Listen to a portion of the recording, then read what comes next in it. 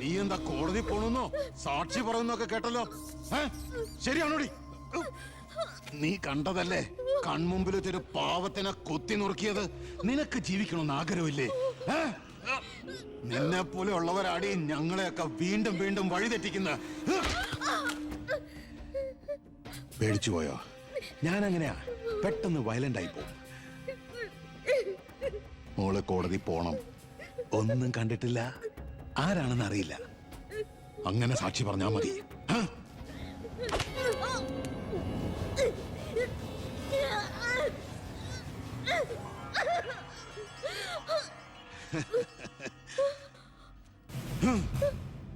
ഇനി ഇതിന്റെ പേരിൽ നമ്മൾ തമ്മിൽ കാണേണ്ടി വരരുത്.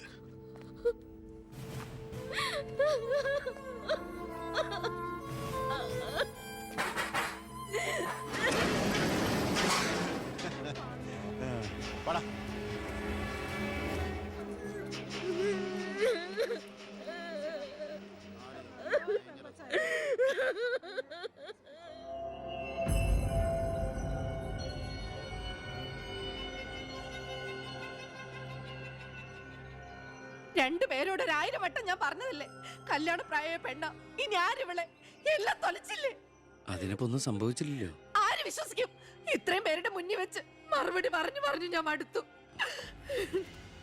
എങ്ങനെ ആശ്വസിപ്പിക്കണ്ടെന്ന് എനിക്കറിയില്ല. ഈ സമയത്ത് പറയുന്നത് ശരിയാണോന്നും അറിയില്ല. ഒരു സഹതാപത്തിന്റെ പുറത്ത് ചോദിക്കുന്നതല്ല, എനിക്കിഷ്ടമാണ് അവളെ. ഞാൻ നോക്കിക്കോളാം, പൊന്നുപോലെ. രാഷ്ട്രീയ കുടുംബമല്ലേ, അവസരത്തിനൊത്ത് പലതും പറയും, നാളെ അത് മാറ്റിയും പറയും. തിരിച്ചറിവില്ലാത്ത പ്രായത്തിൽ നീ കൊടുത്ത കത്ത് മേടിച്ചു എന്ന് പറഞ്ഞ് ആട്ടി പുറത്താക്കിയതല്ലേ ഞങ്ങളെ. ഇപ്പതാ സാക്ഷി പറയാൻ കൊണ്ടുപോയി അവളുടെ ജീവിതവും നശിപ്പിച്ചു. ഇനി എന്ത് വിശ്വസിച്ച അവളെ നിന്റെ കൂടെ അയക്കേണ്ടത്?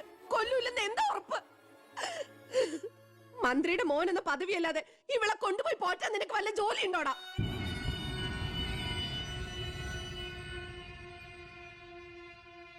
ഇനി മേലാൽ ഇമാതിരി വർത്താനം പറഞ്ഞ് ഈ വീടിന്റെ പരിസരത്തെങ്ങാനും വന്ന ദേവകിയുടെ ശരിക്കുള്ള സ്വഭാവം നീ അറിയും. അമ്മേ, നീ ഒന്നും ഉണ്ടായിരടി. ഇറങ്ങി പോകുന്നുണ്ടോ?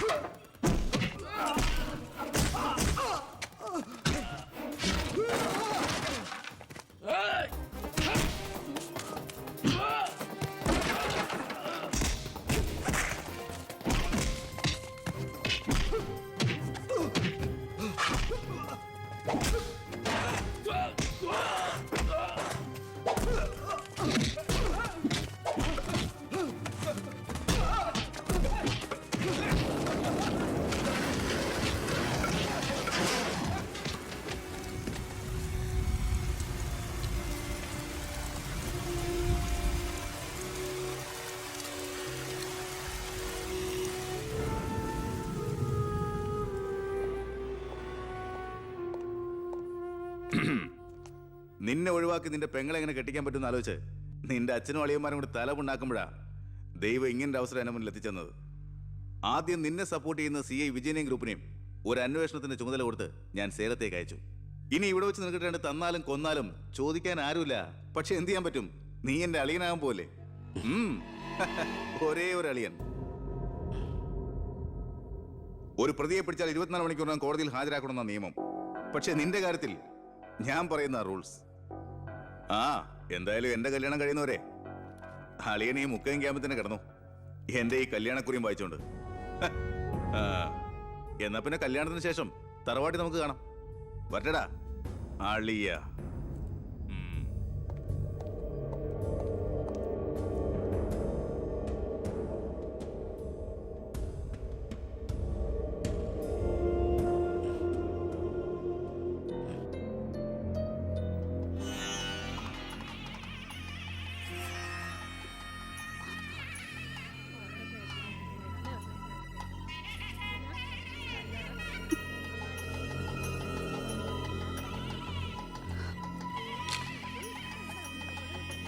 ഇതുവരെ റെഡി ആയില്ലേ?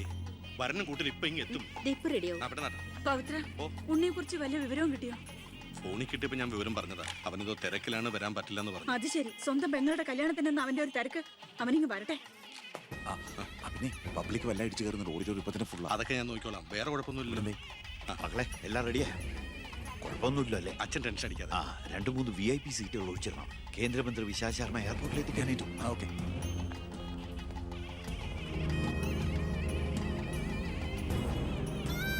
മോളെ,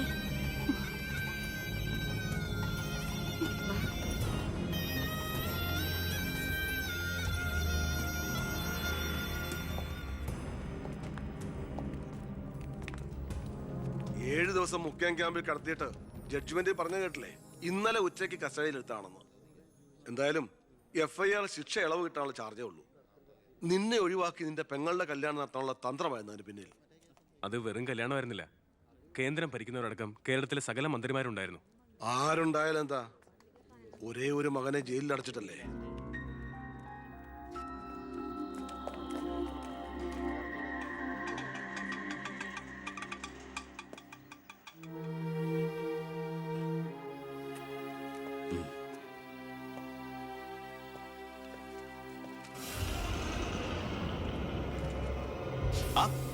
ഇതാര്?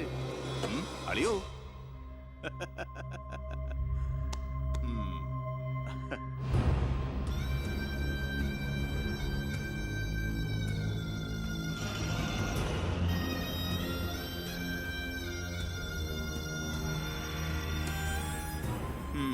ഒരു ദൂരയാത്ര കഴിഞ്ഞ് വരുന്ന ലക്ഷണമുണ്ടല്ലോ. അളിയൻ ഇത്ര ദിവസം എവിടെയായിരുന്നു?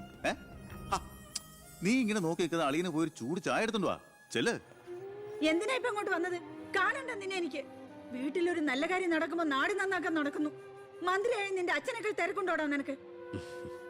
ഞാനില്ലായിരുന്നെങ്കിൽ എന്താമേ, ഇവിടുത്തെ കാര്യങ്ങളൊക്കെ ഭംഗിയായിട്ട് നടത്താൻ എല്ലാരും ഉണ്ടല്ലോ. എത്തിയോ വിമതൻ? വിമതൻ. ചെറുപ്പകാലത്ത് ആവേശമായിരുന്നു എനിക്ക് എൻ്റെ അച്ഛൻ. മനസ്സുകൊണ്ട് രാഷ്ട്രീയ ഗുരുവെ കണ്ടിട്ടാ ഞാൻ രാഷ്ട്രീയത്തിലേക്ക് ഇറങ്ങിയത്. പക്ഷേ അടുത്തറിഞ്ഞപ്പോ തെറ്റുകളിൽ നിന്നും തെറ്റുകളിലേക്കാണല്ലോ അച്ഛൻ പോയിക്കൊണ്ടിരിക്കുന്നത്. എന്റെ കൂടെപ്പുറപ്പിനെ മനസ്സിലാക്കിയില്ലല്ലോ. വളരെ വിഷമമുണ്ട്, സഹതാപമുണ്ട്.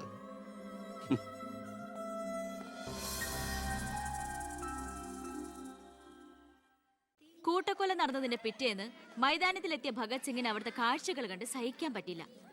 ചോര പുരണ്ട ഒരു പിടി മണ്ണ് കയ്യിലെടുത്ത് ആ ബാലൻ പ്രതിജ്ഞ ചെയ്തു, ഞാൻ എന്നെ തന്നെ രാജ്യത്തിനായി സമർപ്പിക്കുന്നു. എന്താ അവിടെ നോക്കട്ടെ? എവിടുന്നത് ചോദിച്ചാടില്ലേ? അന്ന് കണക്ക് സാറിന് വെട്ടിക്കൊല്ലാൻ വന്നില്ലേ, അയാളുടെ കയ്യിൽ നിന്ന് തെറിച്ചു പോയതാ.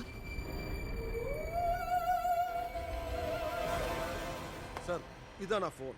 പ്രസാദ് കൊല്ലപ്പെട്ട സമയത്ത് പ്രതിയിൽ നിന്ന് നഷ്ടപ്പെട്ടതാണത്. സർ, പ്രസാദ് കൊല ചെയ്യപ്പെടുന്നതിന് മുമ്പ് ഈ ഫോണിൽ നിന്നുള്ള ലാസ്റ്റ് ഔട്ട് ഗോയിങ് കോള് മന്ത്രി ബാലഗംഗാധരന്റെ ഫോണിലേക്കായിരുന്നു. റിമാൻഡിൽ കഴിയുന്ന പ്രതിയെ വീണ്ടും ചോദ്യം ചെയ്തപ്പോ മന്ത്രിയുടെ പങ്കിനെ കുറിച്ച് വ്യക്തമായ സൂചന ലഭിച്ചിട്ടുണ്ട് സർ. അത് മാത്രമല്ല സാർ, മണിമലയാർ ഡാം അഴിമതി കേസിൽ 2 വട്ടം നോട്ടീസ് അയച്ചിട്ടും മേനോ ഹാജരായിട്ടില്ല. തനിക്കിതൊന്നും ബാധമല്ല എന്ന മട്ട മേനോനുള്ളത്. ഇപ്പൊ വാറണ്ട് ഇഷ്യൂ ചെയ്തിട്ടുണ്ട്. എങ്ങനെയാണോ തന്റെ അച്ഛനെ ഇതിൽ നിന്നൊന്ന് രക്ഷപ്പെടുത്തിയെടുക്കുക? അച്ഛൻ ശിക്ഷിക്കപ്പെടണമെന്ന് ലോകത്ത് ഒരു മകനും ആഗ്രഹിക്കില്ല, ഞാനും. പക്ഷെ ആര് കുറ്റം ചെയ്താലും ശിക്ഷിക്കപ്പെടണം സാർ. പ്രത്യേകിച്ച് ജനങ്ങൾക്ക് മാതൃകയാകേണ്ടവർ. ശിക്ഷയിൽ നിന്ന് രക്ഷപ്പെടുമ്പോഴാണ് വീണ്ടും വീണ്ടും തെറ്റുകൾ ചെയ്യാനുള്ള ആത്മധൈര്യം കൂടുന്നത്. ഇത് അച്ഛനെ രക്ഷപ്പെടുത്തലായി നമുക്ക് കണക്കാക്കാം. തെറ്റുകൾ തിരുത്താനും പശ്ചാത്തപിക്കാനുള്ള ഒരു അവസരം. ഒരുപക്ഷെ ഇതിലൂടെ ഒരു മനമാറ്റം അച്ഛനുണ്ടായാൽ. അല്ലേ സാർ? കൂടുതലൊന്നും ഇക്കാര്യത്തിൽ എനിക്ക് പറയാനില്ല.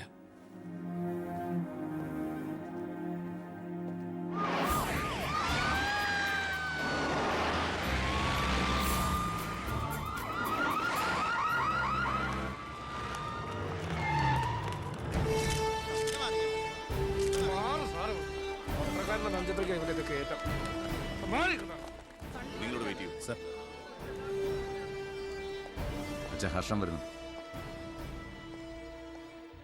അച്ഛാ, മുഖ്യമന്ത്രിയുടെ ഓർഡർ കൈ കിട്ടി അല്ലേ?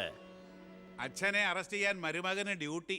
അവറാച്ചൻ കളിക്കട്ടോ, കളി അവിടെ വരെ പോകുന്ന കാണാം നമുക്ക്. അച്ഛനെ കോടതിയിലേക്ക് കൊണ്ടുപോയാൽ മതി. ജാമ്യത്തിനുള്ള ഏർപ്പാടൊക്കെ ഞാൻ ചെയ്തിട്ടുണ്ട്. വക്കീലുമായി ജോസ്പേട്ടൻ കോടതി വെയിറ്റ് ചെയ്യാ. നീ എങ്ങനെ എന്നെ കൊണ്ടുപോകുന്നത്? കാറിൽ ഫോളോ ചെയ്താൽ മതി. കാറിലോ? എന്റെ പട്ടി വരും. പോലീസ് ജീപ്പിന്റെ പിന്നിലിട്ട് തന്നെ എന്നെ കൊണ്ടുപോകണം. അതിനു മുമ്പ് ഈ മുറ്റത്തിട്ട് എന്നെ തല്ലി ചതയ്ക്കണം, മുടുമുണ്ട് വലിച്ചു പറിക്കണം. പിന്നെ പത്രക്കാരോ ചാനലുകാരോ ചോദിച്ചു കഴിഞ്ഞാൽ മുഖ്യന്റെ സ്പെഷ്യൽ ഓർഡർ ആണെന്നൊക്കെ പറഞ്ഞേക്കണം. ഇതൊന്നും നീ ചെയ്യണ്ട, പോലീസുകാരെ കൊണ്ട് ചെയ്യിച്ചാൽ മതി.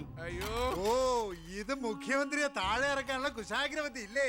എന്റെ പൊന്നെ, ഞാൻ എന്തുവായി കേൾക്കുന്നത്? ഗുരു എന്നെ ഒന്ന് അനുഗ്രഹിച്ചാട്ടെ. അനുഗ്രഹമൊക്കെ അവനോട് വാങ്ങിച്ചാൽ ബുദ്ധി. കാര്യങ്ങളൊക്കെ നമ്മുടെ പോലീസുകാരോടൊന്ന് പറഞ്ഞേക്കാം. ജയ്,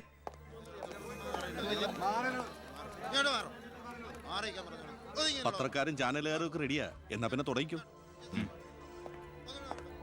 നടക്കണം സാർ. പിടിച്ച് തള്ളൂ.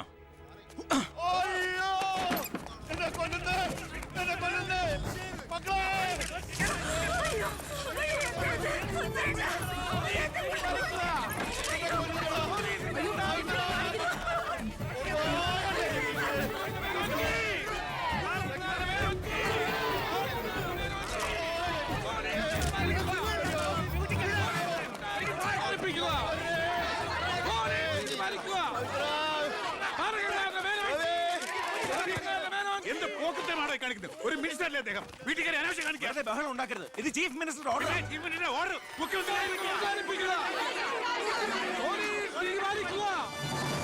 നമസ്കാരം. പ്രധാന വാർത്തകൾ. മന്ത്രി ബാലഗംഗാധര മേനോന്റെ അറസ്റ്റിൽ പ്രതിഷേധിച്ച് കേരളത്തിൽ പലയിടങ്ങളിലും അക്രമങ്ങൾ.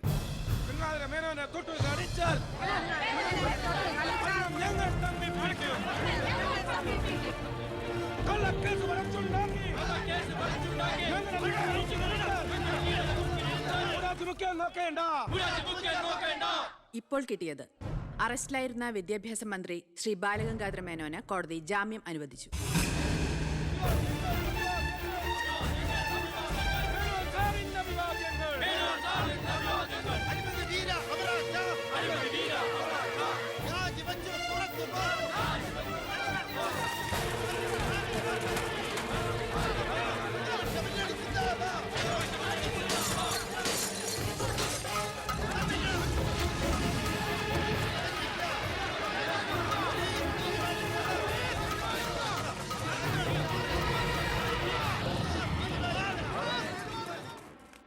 എടോ മേന്നെ, എന്നെ താഴെ ഇറക്കാൻ താൻ കളിച്ച കളി വളരെ ചീപ്പായി പോയി.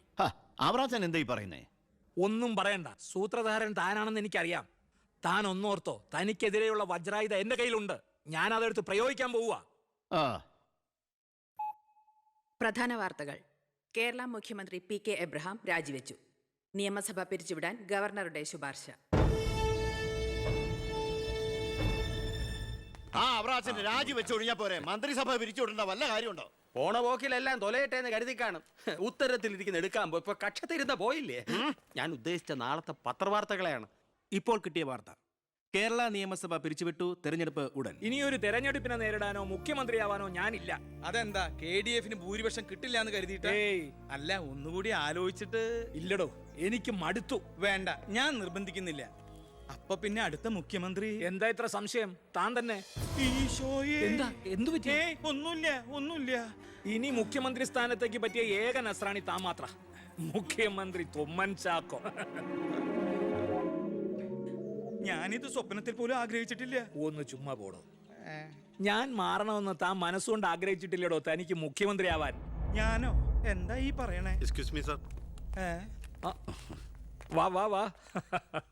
എന്തിനാ സാർ എന്നെ അത്യാവശ്യമായിട്ട് വിളിപ്പിച്ചത്? സന്തോഷമുള്ള ഒരു കാര്യം പറയാനാ വിളിപ്പിച്ചത്. പറയട്ടോടോ. തന്നെ ചിറ്റാരിക്കര മണ്ഡലത്തിലെ സ്ഥാനാർത്ഥിയാക്കണമെന്ന എല്ലാവരുടെയും താല്പര്യം. എന്താ? അപ്പൊ അച്ഛൻ? എടോ, മേനോന്റെ പേരിൽ അഴിമതി ആരോപണവും കേസും ഒക്കെ ഉള്ള നിലയ്ക്ക് 8 നിലയിൽ പൊട്ടുമെന്ന കാര്യത്തിൽ സംശയമില്ല. നമ്മുടെ മുന്നണിക്ക് ഭൂരിപക്ഷം കിട്ടുമെന്ന് ഉറപ്പില്ലാത്ത സാഹചര്യത്തിൽ ഒരു സീറ്റ് കളഞ്ഞു കുളിക്കാൻ പറ്റില്ല. താൻ ഒന്നുകൊണ്ടും പേടിക്കണടോ, താൻ ജയിക്കും. വർക്ക് തുടങ്ങിക്കോ. ഒരു MLA ആകണമെന്ന മോഹമൊന്നും ഇതുവരെ ഉണ്ടായിട്ടില്ല. എങ്കിലും പാർട്ടിയുടെ തീരുമാനം ഞാൻ ആദരവോടെ സ്വീകരിക്കുന്നു. All the best. Thank you sir. ജയിച്ച് MLA ആവുമ്പോ എന്നെ മുഖ്യമന്ത്രിയാക്കാൻ കൂടെ നിൽക്കണേ.